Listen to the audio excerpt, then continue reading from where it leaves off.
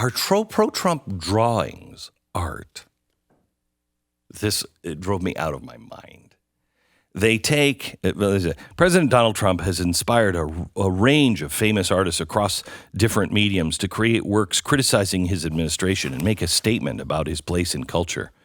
But there's also a lesser-known group of amateur and professional artists who laud the president and depict him as a strong, sometimes superhuman leader. Largely rejected from the established art venues, these pro-Trump images proliferate on social media and have staked out a place as the Trump administration's unofficial iconography. Okay, so the premise of this article is, if you don't like Trump, you're a respected artist. But if you do like Trump, you're not really an artist. You're not doing art, you're doing drawings. You're an amateur drawer. Okay, that's what you are. A few months ago, we assembled a group of editors and reporters from our culture and politics team, some who are no longer with the company. I love that. Why? Why are they not with the company? We executed them. Yeah. They said Trump stuff was good, so they're no longer with us. Or the Earth. They're no longer here. Right. To discuss the pro-Trump art. So they go through these artists, and some of them are good, some of them are bad. But like John McNaughton. You know who John McNaughton is, right? Yeah. John McNaughton is a real artist and has done some really amazing religious paintings and everything else.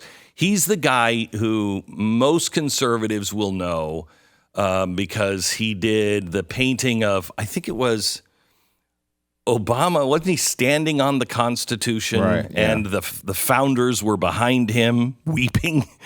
And he did a lot of different political art, but it's real art. I mean, it's beautiful art. He did something for the Underground Railroad as a fundraiser. He's done a lot of famous art if you're on the right, but he never gets any credit because he's on the right. This whole thing is where they talk about the pro-Trump art. It's just propaganda. It's not art. Really?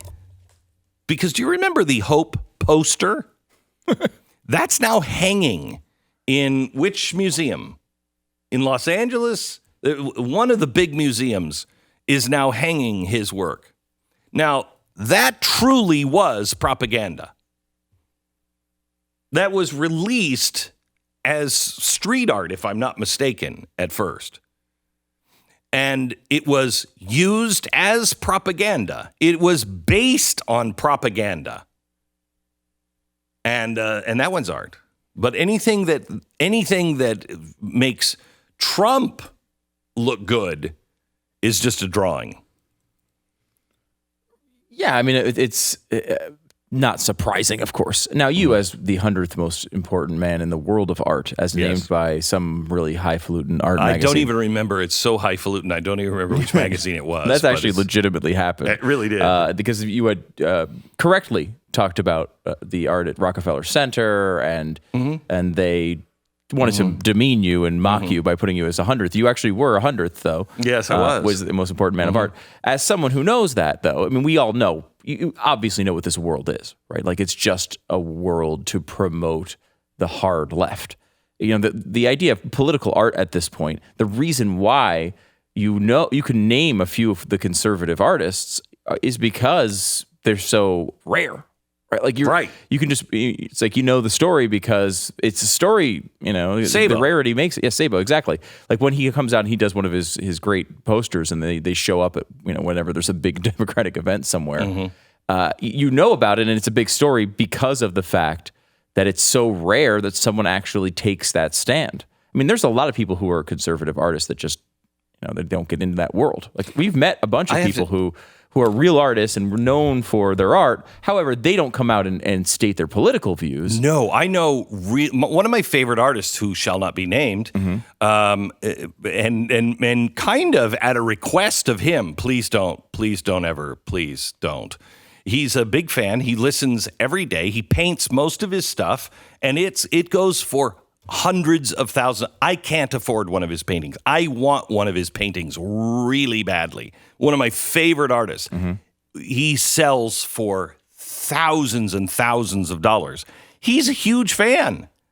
He sells a lot of stuff most of his stuff to the left, to the hardcore left. And they have absolutely no idea. And his paintings are very American. I love them because do you know who I'm talking about, Stu? Mm-hmm. They're very American, but not red, white, and blue America.